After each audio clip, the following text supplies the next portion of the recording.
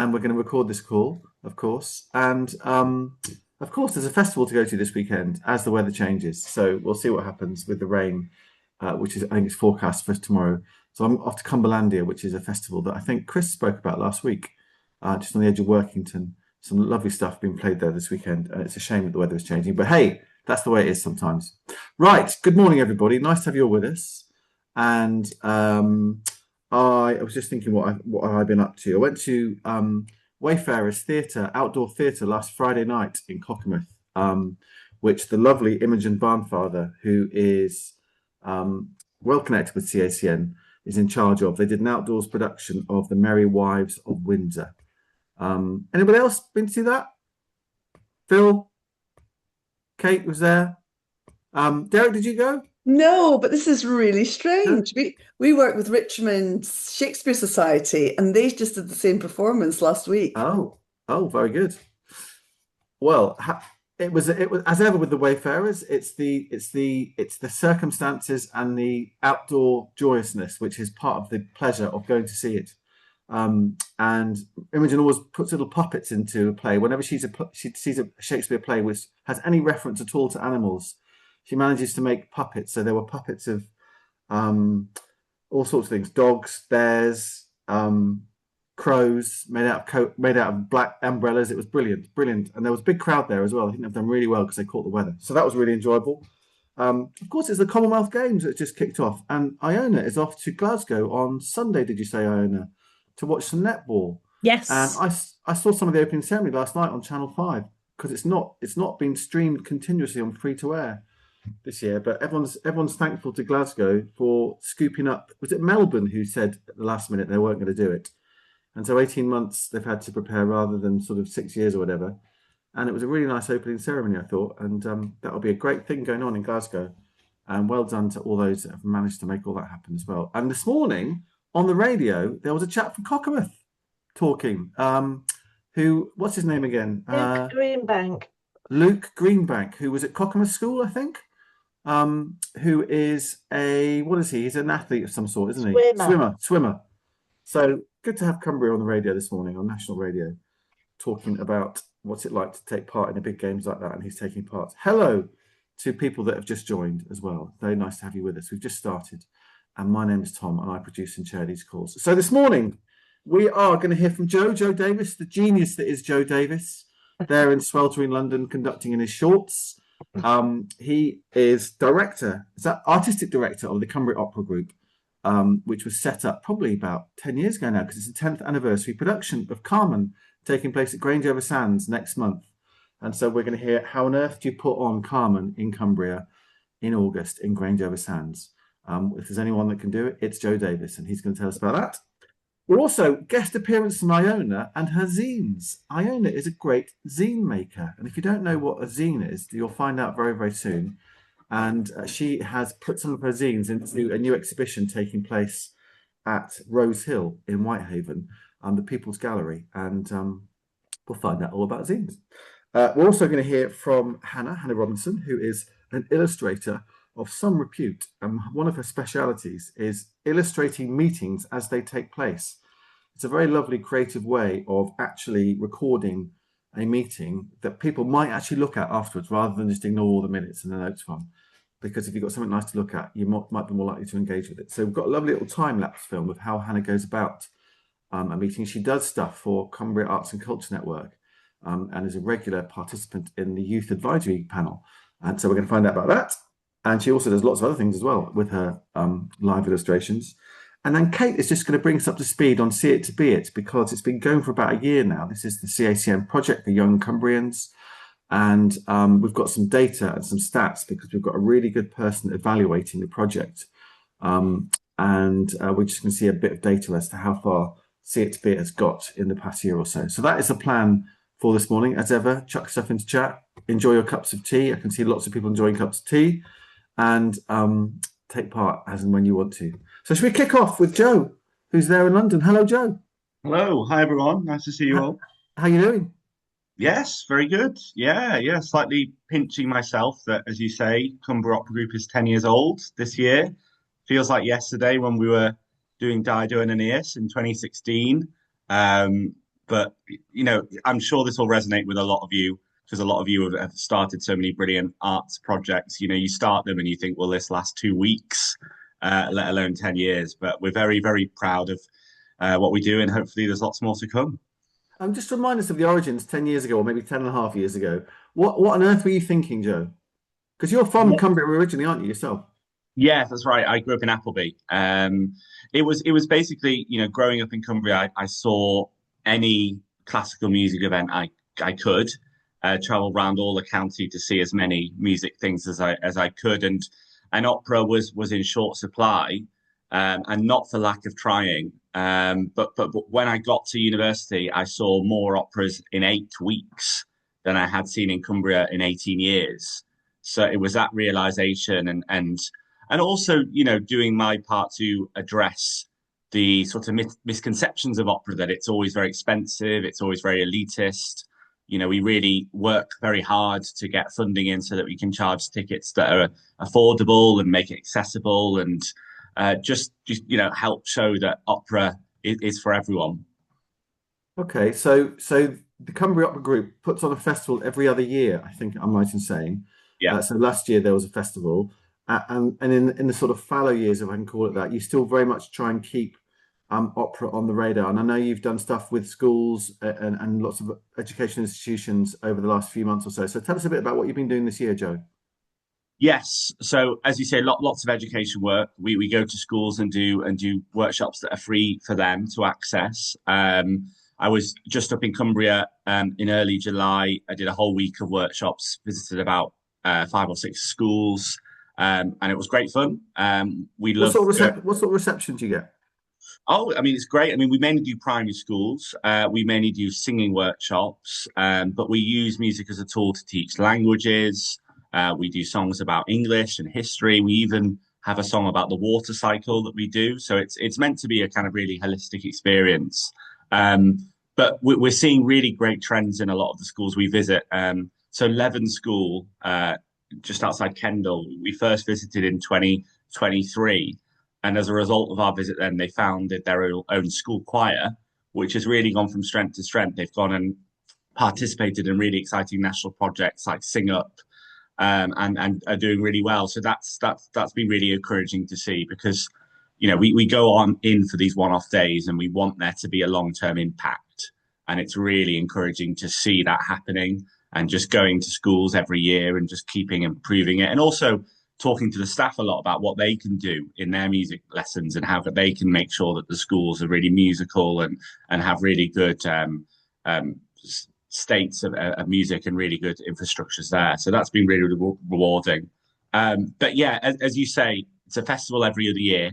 So we've done 3 festivals to date, and we're doing our 4th next year in 2027. But in the off years, we tend to do a standalone production. Tends to be something a little bit different. So in 2024, we did a new opera about Cumbria myths and legends.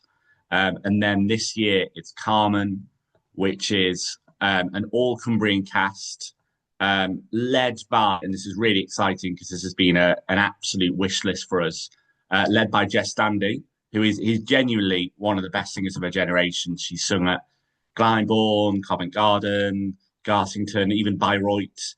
But she is from Ulverston, and her parents still live here actually, and very proud of her Cumbrian roots. So it's quite a brilliant moment that she's coming back to be the main role in this production for us.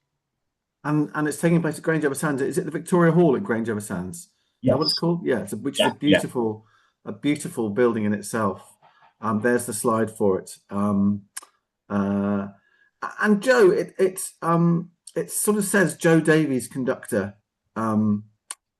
You're actually carving out quite a role for yourself as a conductor in lots of different places these days, aren't you? Tell us a bit about your own career and how that's flying at the moment, because I think it is. Oh, well, that's very kind. Thank you.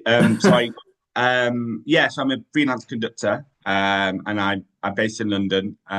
Probably my main job outside Cumbria Opera Group is I'm assistant conductor of the English Symphony Orchestra.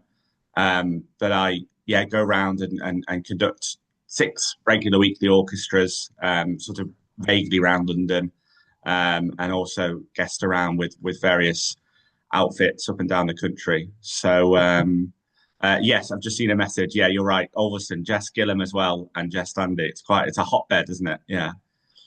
And Stan Laurel, obviously, so it's got a history. There's something in the water there. Yeah. And when you talk about going to primary schools and you talk about choirs emerging, perhaps as a result of your visit, or perhaps as a result of your inspiration and your lovely way of talking about your craft, take us back to when you were at primary school. Where were the musical seeds sown for you, and how were they sown?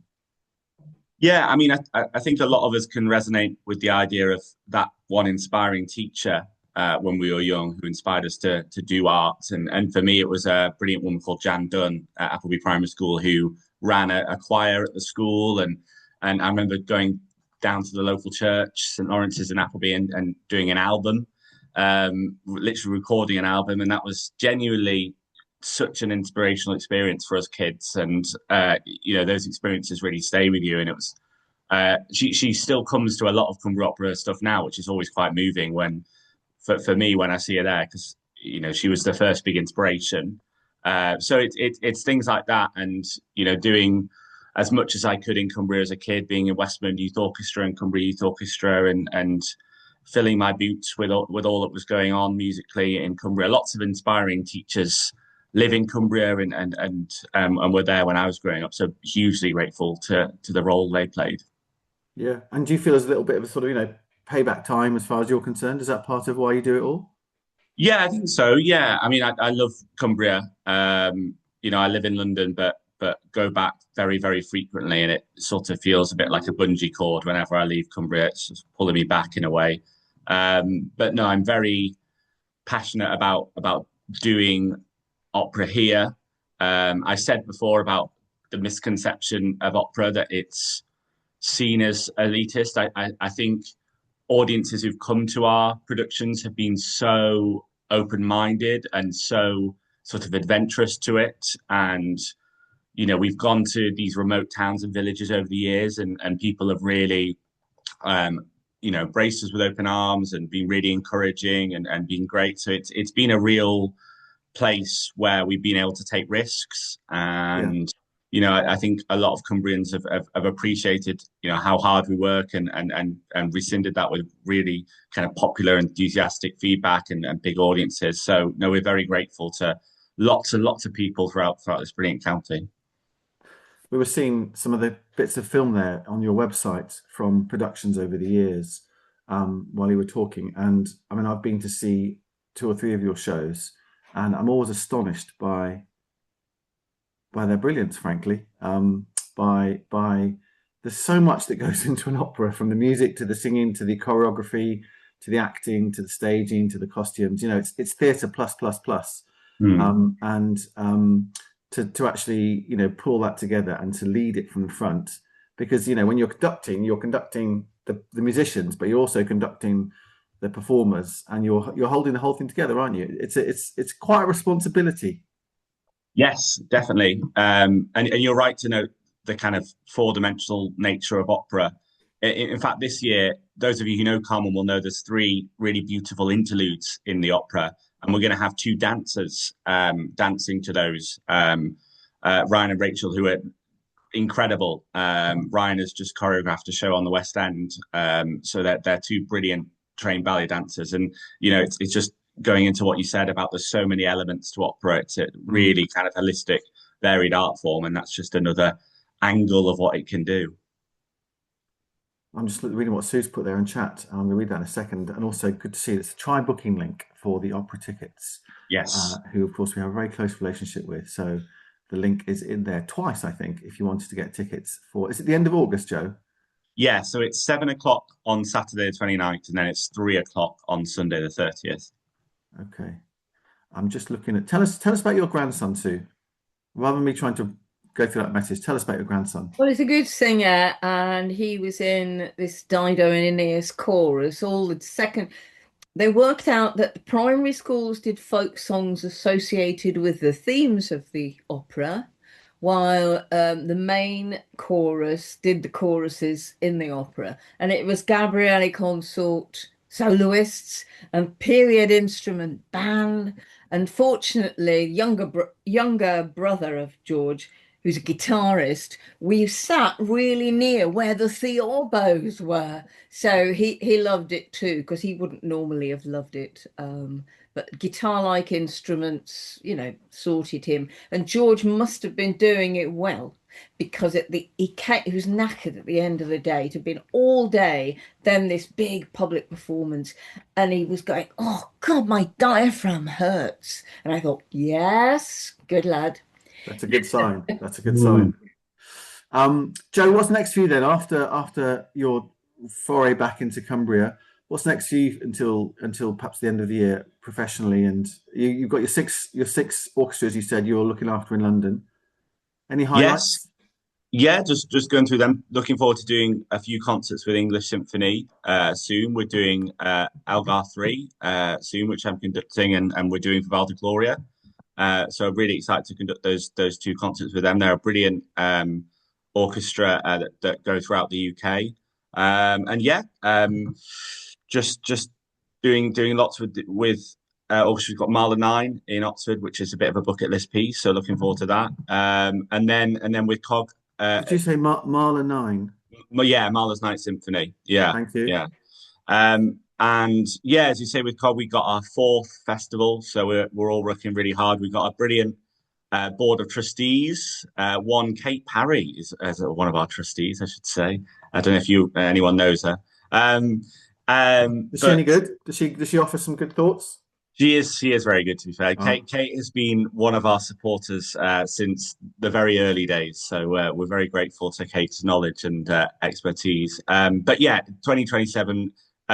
We haven't announced it yet, so this is like elite knowledge, everyone. We're doing La Bohème, and we're doing Hansel and Gretel, and we're doing a new opera about Lady Anne Clifford, which will be paired with an opera about Mary, Queen of Scots, because actually their stories have a lot in common, and there's going to be a really pivotal moment in the opera. This is such a spoiler. There's going to be a really pivotal moment in Lady Anne Clifford's opera where she actually visits the grave of Mary, Queen of Scots, which, if anyone knows Lady Anne Clifford's story, was a pivotal moment in her life and inspired her to reclaim the land that was rightfully hers. So there's a big link between those two key people in that period of history. So yeah, you can tell people that if you wish. It's not like under lock and key, but we're going to officially announce it soon that those operas are happening 2027. We love it when we get a little bit of a thing like that on the call. That's great. As Sue says, this sounds amazing. Kate, how exciting is that? Joe, well done, and good luck with Carmen and all the other things you do. And I think we're so lucky as a county to have the Cumbria Opera Group in our midst in this far-flung corner of England. And I think what you do is astonishing. So I hope it's well supported, and good luck with it all. Looking forward to that. Thanks very much, Joe. Lovely to see you. Thank you, everyone. Nice to see you all. Let's shift from opera to zines. Where else would that happen but on a Friday call with CACN?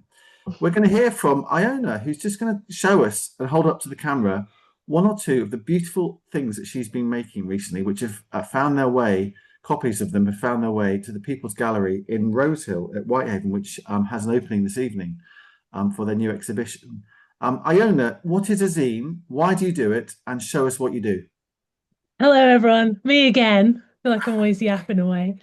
So a zine, according to Merriam-Webster, I've got a definition in front of me, is a non-commercial, often homemade or online publication, usually devoted to or specialised and often unconventional subject matter.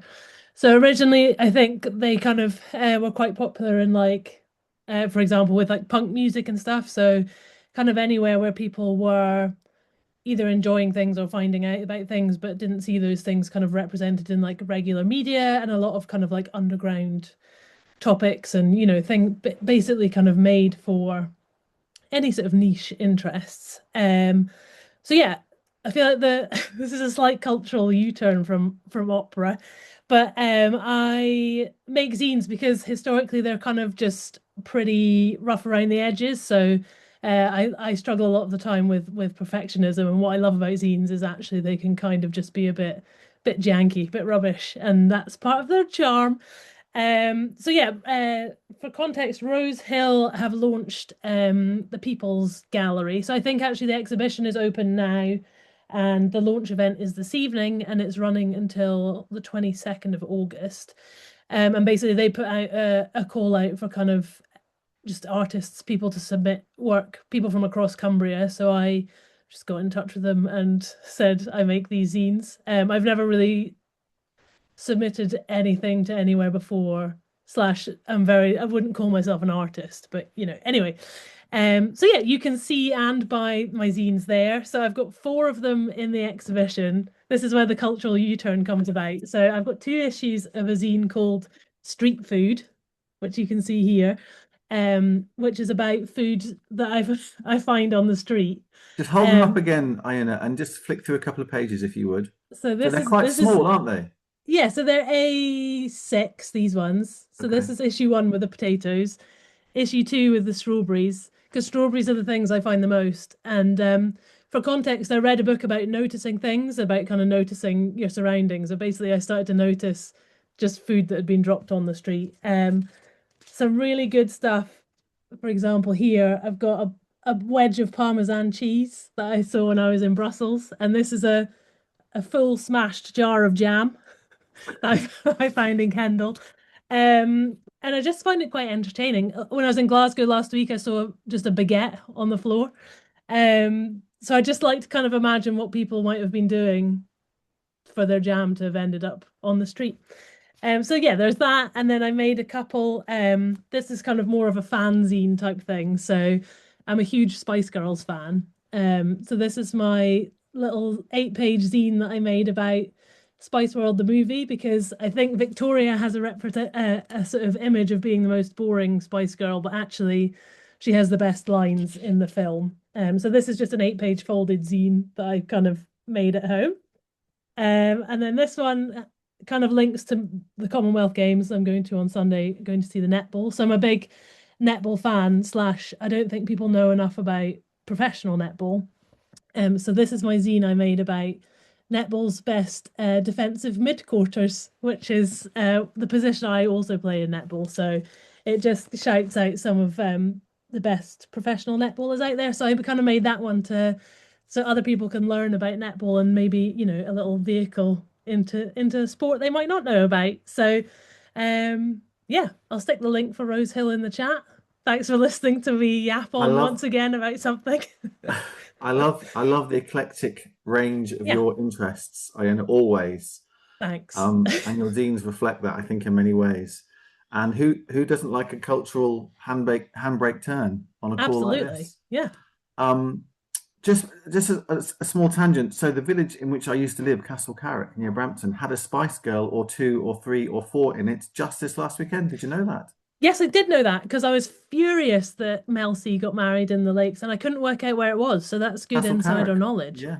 So it's just south of Brampton. It's a beautiful old house that a couple of guys, Ben Foster, who used to be Jesus Christ Superstar. I think he won a reality show about 10 years ago, and he's now made a living out of performance. So he and his partner Paul have done up a very nice old building, and obviously rubbed shoulders with the stars. So I think the burghers of Castle Carrick, of whom I know quite a few, were quite amazed to find 4/5 of the Spice Girls in their midst last weekend. Victoria made the dress though as well. So and Victoria made the dress apparently as well, as well as making it for the Prime Minister's wife for their appearance when on the steps of Downing Street. So she's a busy woman.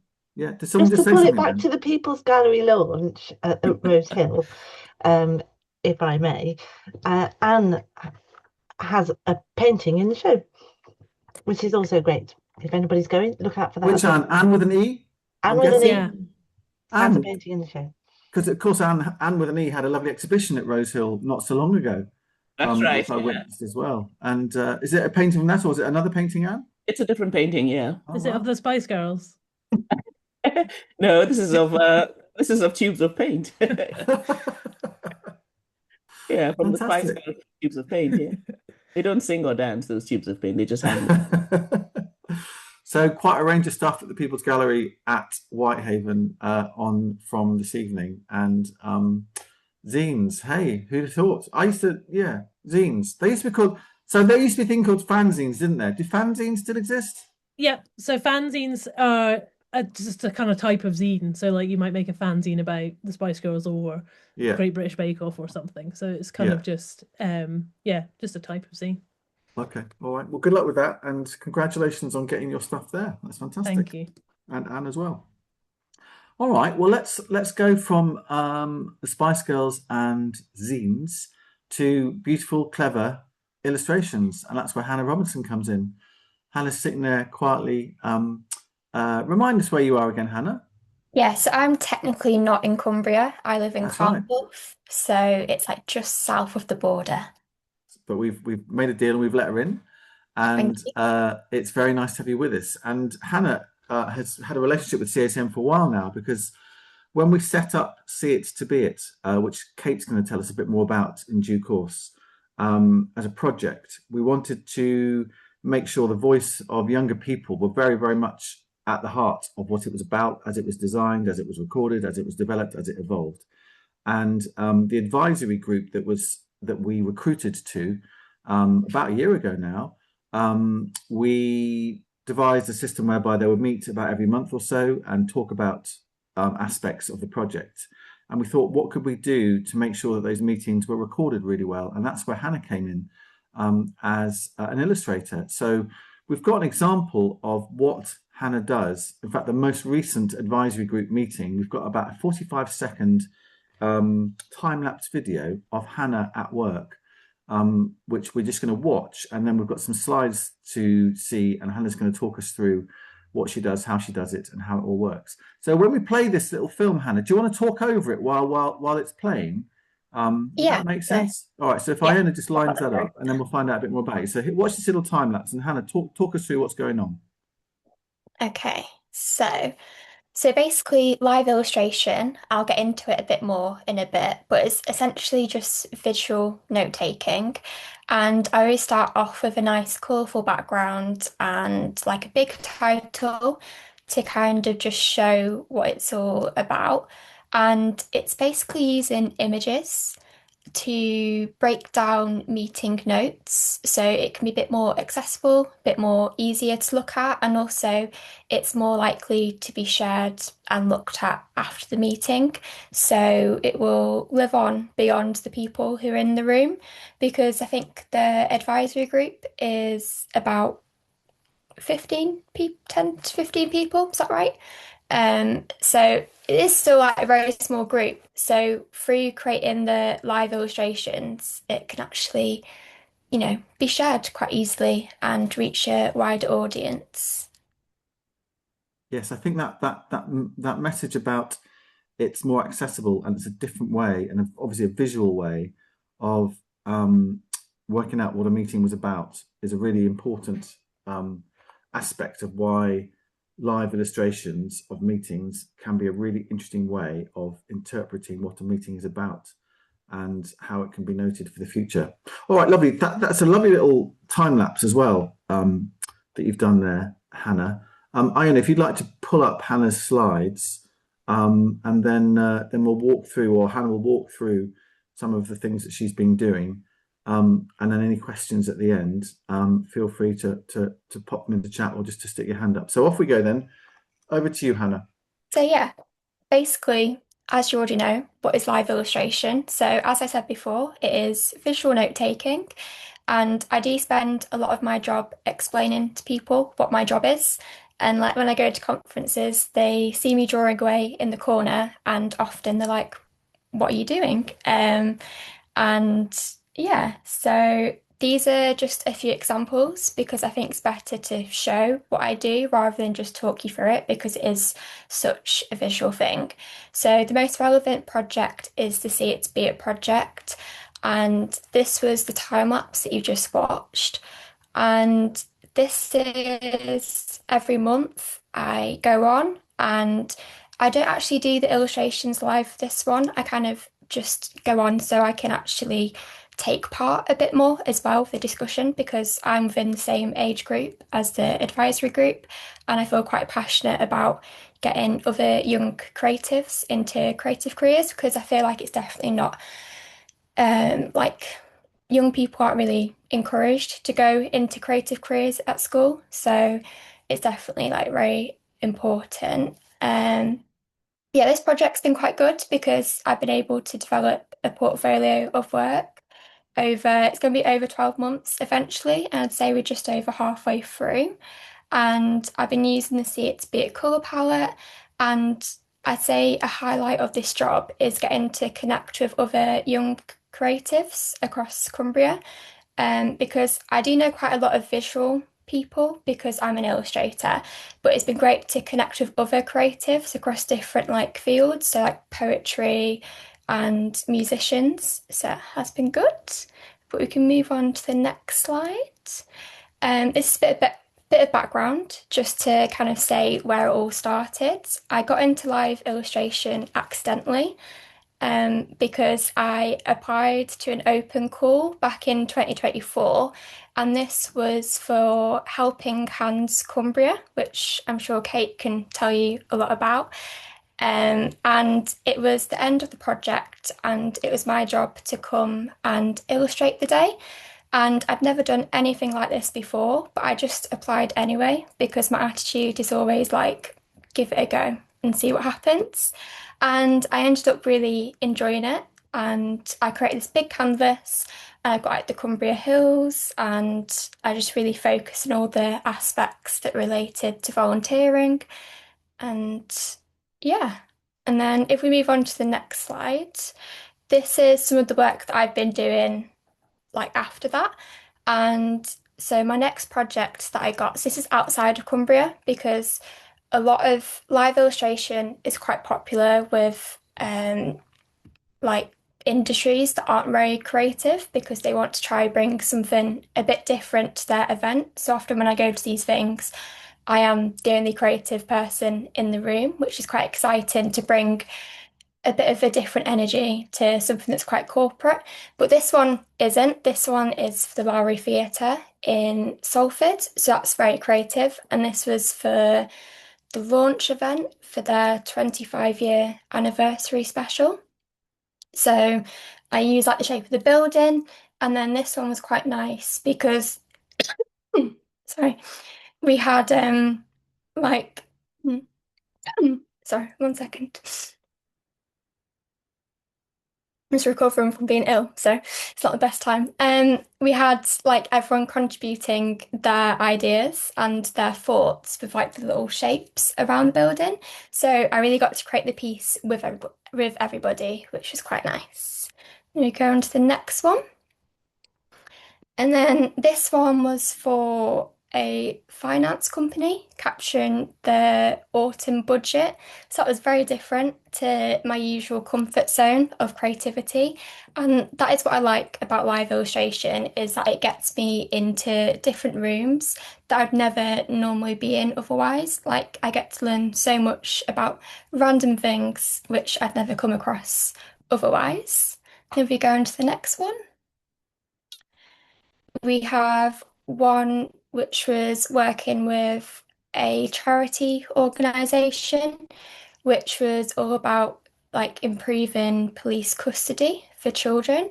And I also quite like about live illustration how it can be used for a positive social impact. So I feel like I'm making a difference with my artwork. And then on the next one, we have one about climate action. This was like a full day virtual event that I attended, and I got to capture all the insights, and it had quite an array of quite cool speakers. So there's people speaking from Google. There was people that work with David Attenborough, so it was an impressive lineup for the day. And then the next one, there's not too many left. This is like the last two, I think. This was the most recent one that I did. So it was a 3-day conference down in Birmingham, so quite far from here. And it was a medical education conference, and I captured all the keynote speakers and different talks. And if we go into the next one, I used a combination of digital and traditional live illustration. So it was like arranged different formats with like the pens and pencils. It was like much more engaging because people can see it happen in real life. And then the digital one is still just as effective, but it makes it easier just to like change things quite quickly. And it means the client can get the work more directly, more quickly, and like good to share on social media. But yeah, that is everything. What a range of stuff you're doing, Hannah. Lots of people interested in what you're doing in chat. Julie saying, "Oh, I love this, a creative approach to admin, much needed." And Anne was just asking, interested to know how you ended up developing such a distinctive style. And you have got a distinctive style. Was that intentional, Hannah, or was that just emerged and evolved as you've gone along? I think it just comes naturally because I've always wanted to be an illustrator. So I'm quite interested in children's book publishing. That's why I got into this career path.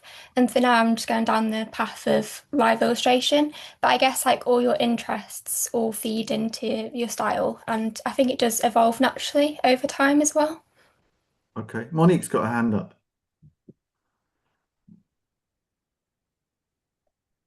She's on mute. Monique, you there? Monique, can you hear me? You've got your hand up. You're on mute.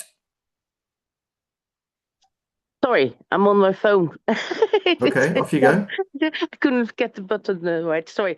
I wanted to ask, so do you do it by hand, or because in the time lapse, it seemed that you were like on a computer, go backspace and delete text. So just wondering about that, because it looks amazing what you do, by the way. Oh, thank you. So yeah, it's all by hand, but sometimes it'll be on the iPad. So I use an Apple Pencil, so it's still all hand drawn, but on the software that I use, which is Procreate, it means you can like delete things, so and like resize things, which is quite handy compared to like being on the canvas. So yeah, in the time lapse, you'll see me moving things around and resizing stuff, but it's still all hand drawn by me. Okay, great. Thank you. Thanks, Hannah. Joan asks, do you clients give you a brief ahead of the event, or do you come to it completely blind? Yeah, so it varies depending on the client, but usually I get like, we do like a briefing call and we discuss things like colour palettes and like any particular wording or themes they want me to focus on. And also, if they're really helpful, they'll send me an agenda. So I know like how many sections there are throughout the day, so I can like start to divide up the canvas. Yeah. Okay. Thank you. Kate. I just want to say that I'm really proud of Hannah. I think she's amazing, and I think what she does is brilliant. And that, what year was it, Hannah, when we did the Helping Hands conference? About 2023, 4, something like It was that. 2024, like early 2024, yeah. Yeah. So at that point, I worked for Cumbria Museum Consortium, and we had been running a county-wide project that was about helping more people from more backgrounds to volunteer in cultural organisations. That was called Helping Hands. And at the end of the project, we did a conference at Sunbeams in Penrith to share everything that we had learnt. And we decided we would get, because we had a little bit of money left in the budget, we would get a creative response to the whole project and to the day. So we put out a commission. And we said we don't mind what it is. It could be any art form, but we want somebody to come along and capture what goes on at Sunbeams on the day. And Hannah's, well, there were loads of entries, but Hannah's came along, and I just thought, well, let's give it a go. And one or two other people said, but she's only like 20, maybe a year or two older. You know, she's clearly right at the start. And I was like, yes, exactly. That's the point. So we gave it to Hannah, the commission, and she came along on the day and did a really, really good job. I had no idea, I have to say, that was the very beginning, because she just came in and got on with it. Then when we started the See It to Be It project, we were interviewing for various things, and we spoke to Hannah, and it was actually your idea, Hannah, in creating the advisory group, that you should live illustrate the meetings. So that came from you, not from us. And we very much seized on the idea because it was a brilliant one. And those have been really, really valuable and shareable. assets, and I think the advisory group members love them as much as we do. So, yeah, all power to your elbow. It's brilliant. Thank you, Kate. You've got a new agent in Joan Lind there as well, Hannah, who's now touting you around everybody she knows. Joking, of course. I'm going to ask one sort of critical question or question that I'm interested in your response to, Hannah, which is, I guess your interpretation of a meeting is your interpretation of a meeting. And obviously, when we all go to meetings, we interpret them in our own little ways. Do you ever feel a sense of responsibility that you're really have to work hard to make sure it's an accurate representation of the meeting and not just the bits that you found interesting, if you see what I mean? Yeah, I do have to keep it in the back of my mind that I'm capturing like a well-rounded point of view rather than the point of view that I agree with, because obviously everyone thinks differently and everyone's from different backgrounds and has different like perspective on life. So yeah, I try my best to capture it all, but it is, I guess it still does slightly feed through like my creative lens. So it's not like it's not the same as like a meeting report. It's a meeting report with a creative twist. Yeah, but a wholly accessible and interesting and more likely to be looked at and read and digested interpretation than your normal, possibly bog standard report, I suspect. It's really interesting what you do, Hannah, and it's fascinating to see that little time lapse of how you sort of do things and then rub them out and evolve them and change them as well. And I think we're really lucky to have you in our midst, actually. It's quite a niche skill, isn't it? Are there other people doing this sort of thing that you're doing around the place? Not really. I actually forgot to include this one in the presentation, but in March this year, I worked with an engineering company based in Cumbria, and that was hosted at Carlisle Racecourse. And they were telling me how hard they had like a time trying to find a live illustrator, and saying that all the other live illustrators were too far away and wouldn't travel up to Carlisle. And I'm like, well, I'm only an hour away, so it was perfect. Yeah, well, I'm not surprised that they wanted you because it's great stuff and beautifully presented. Thank you ever so much, Hannah, for sharing that with us. And, long may it continue. And I hope it goes the way you want it to. Really, really interesting stuff. And what a clever talent as well. Lovely stuff. Thank you very much indeed. I'm just looking at a couple of notes before we finish the call with some thoughts from Kate about See It to Be It. Phil's done a lovely link to zines to say there could be some at the pop-up bookshop, which is taking place at Talking Tarn near Brampton, I know it well, which is taking place from next Friday through to the first week of August. Always a really nice place to go for a wander around. There's a nice tea shop there as well, the ice creams, and sometimes a little bit of activity on the Tarn. And Sue also talking about, yes, the opening of the long-awaited Puppet Museum up front near Hutton in the Forest, just near Penrith there, on the 4th of August. And Hacker the dog, who I have met, I have to say, in my professional career, I've met Hacker the dog. In fact, there is photographic evidence of me and Hacker, which I will dig out for you one day, who is a legend from Wigan. Hacker's going to be there available for selfies. So that is a pull if ever there was one. But no, the Puppet Museum is a beautiful place, and we're so lucky to have it in Cumbria. And that looks really, really interesting, and it's all free. So there's a booking link there that Sue has put into for Upfront Puppet Museum. Lovely stuff. All right, what a lot of things going on in Cumbria at the moment. Let's find out about, it's been a year now since See It to Be It was launched, which was a project that was Arts Council funded and also funding from the Cumberland and Westmoreland and Furness, with a real ambition to support young creatives in Cumbria. Kate spearheaded the application. She is a director of CACN, and she's just got a few thoughts and reflections about how the year has gone, which we thought people might be interested to hear about as we step into the second year. So, Kate, over to you. And I know we've got a few slides to share as well. Okay, thank you very much. Iona, could you actually start with the slide, go back a couple of slides to the slide of the advisory group? Sorry, we had this perfectly rehearsed and I'm winging it just to make Iona's life a little bit more difficult. That's the one. This is a slide that we put together made up of all the illustrations that Hannah did of our advisory group members, which I love. So here they are. That's the connection. Okay, so our advisory group are those young people who help shape and develop the See It to Be It project, because it is, after all, about and for young people.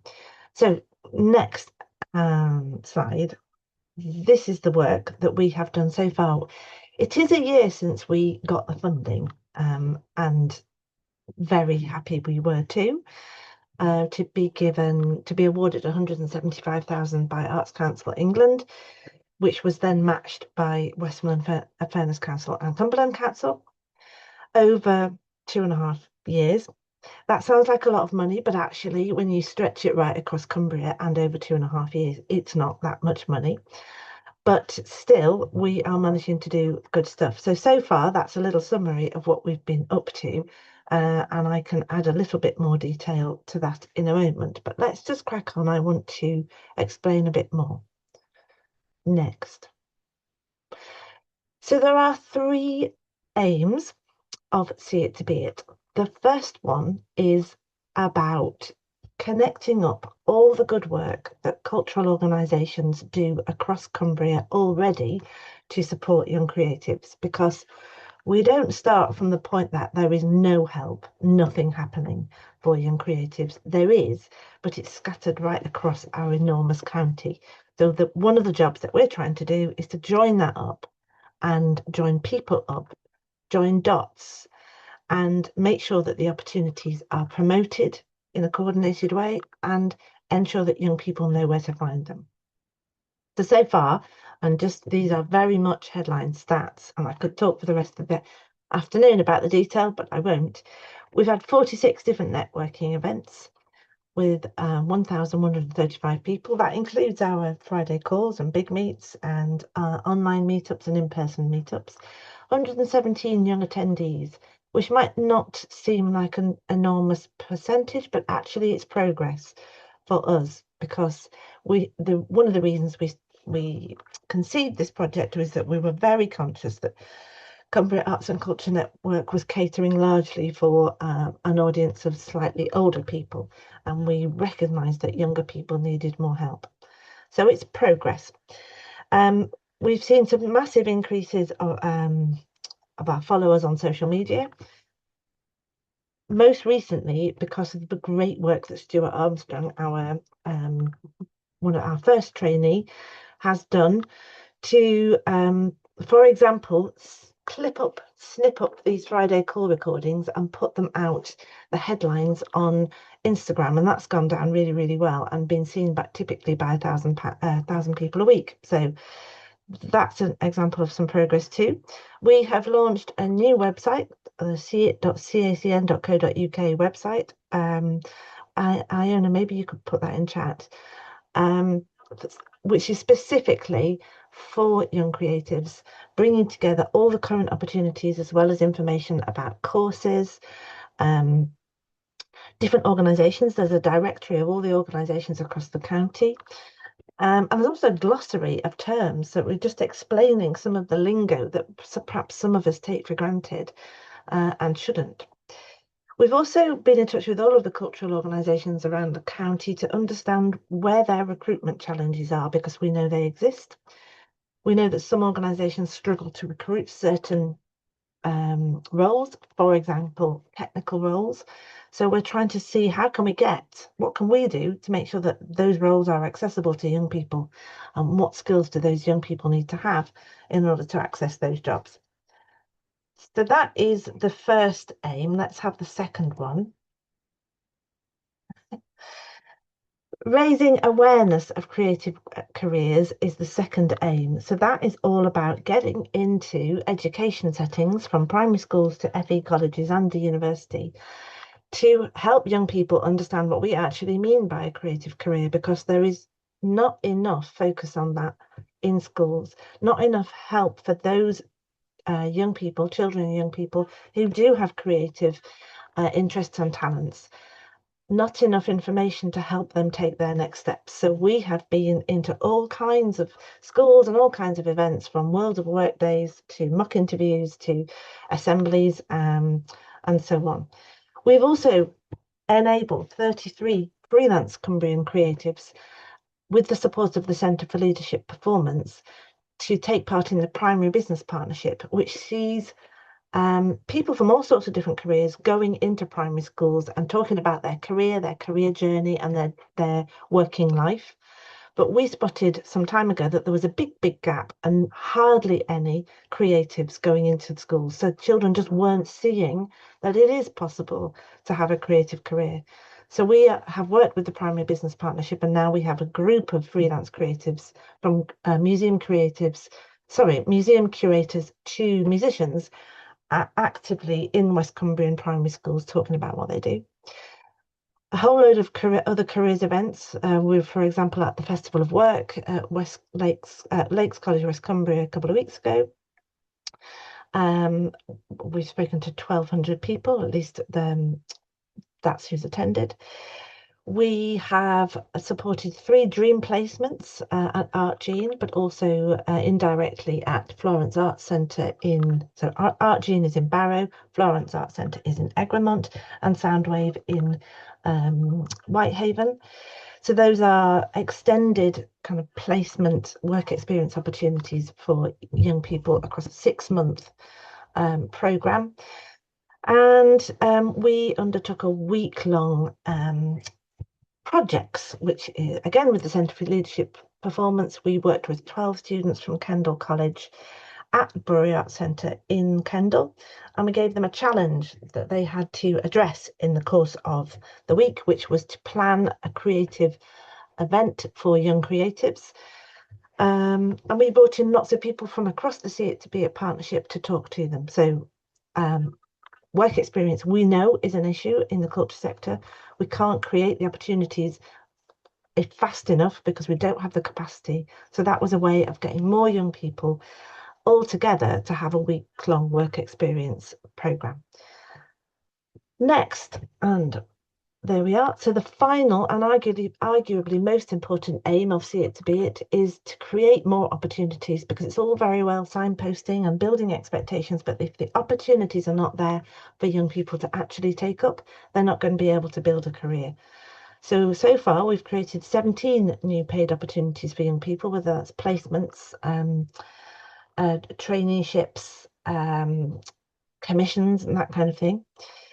82 young people given the opportunity to showcase their work, another really important early step. And we've supported 9 young people to develop their career or practice. So that's through mentoring in one way, shape or form. Okay, carry on. I'm going to show you a few pretty pictures now. These are the sorts of things that we are doing. It's about testing what works. We don't have enough money currently to keep doing it. Therefore, we've got to find more money to be able to repeat the sorts of things that we know now work and are definitely making a difference. And the evaluation, the feedback we're getting is really, really positive, as is the response every time we put out a new opportunity. So let's see some pictures of what we've been doing. Here we are in primary schools at Kendal College in the middle. Laura Bailey, bottom right, in a primary school, talking about her role as a singer in care homes. Dave Camlin, musician, talking to young children about all the different roles in the music industry. Tom and I, a World of Work day in Netherhall School in Maryport. Carry on. Here is Mr. Routledge from Cockermouth School, who's the careers lead. That's a little video, actually, that says, wasn't it great when Kate came to give a Creative Careers Assembly for National Careers Week? In the middle, there we've got one of our artists, Rachel at Seton School, and Sarah, who they went in to do their thing with their groups of primary school children. Those sessions have been really, really successful, and the demand is enormous, and we just can't keep up currently. Next. This is us at the brewery with our projects students from Kendal College. We had such a good week with them, and the turnaround in their whole demeanour and confidence was massive from the start when they said nothing to us to the end when they were full of beans and did brilliant presentations about their ideas. Next, here are some young people in the Loud in Libraries project that Soundwave run with a little bit of See It to Be It money that gives an opportunity for young people to perform in libraries, so somewhere very local, not a pub, not a place where there's alcohol, just a chance to get up and perform. Next. Future Creatives is a partner project that Brewery Arts are running, which is about getting young creatives together to hear from and mix with successful creatives who have already built themselves a career. So this is Clara Popel, who is a Cumbrian singer, and Maya Kelly, who came up from London to join us for the evening. Next, Adapt is the Naughty Project's new project. Well, they are developing a piece of theatre with a group of young Cumbrians, West Cumbrians in Frizzington, with the help of 3 early career artists who they are now recruiting. And finally, Rough Terrain was an exhibition at Art Gene, which was curated by 2 young curators and showed the work of young artists in and on Cumbria. And on to the next steps. There you go. I can see I'm going to crash the pips if I'm not careful. So these are the things that we are going to be doing next. And finally, you know how to get in touch with us because you're already here. But if anybody else wants to know, this is how you can find out more about See It to Be It. Thank you. Biggest challenge, Kate, before we finish? Biggest challenge for the project? Coping with the scale of demand. Okay. Because there are so many brilliant young creatives in Cumbria who need help, who need those early steps, and we cannot produce the opportunities fast enough. So yeah, we just need to keep going.